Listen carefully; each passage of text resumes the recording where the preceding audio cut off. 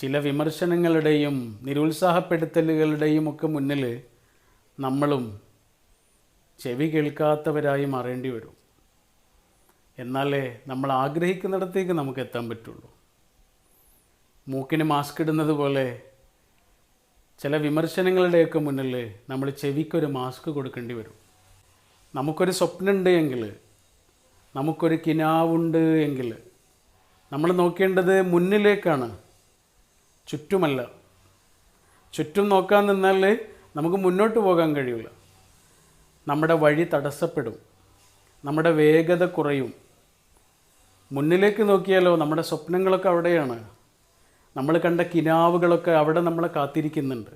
നമ്മൾ മാറാൻ ആഗ്രഹിക്കണം, മാറാൻ ആഗ്രഹിക്കണം. പക്ഷേ മാറ്റപ്പെടാൻ നിന്ന് കൊടുക്കരുത്.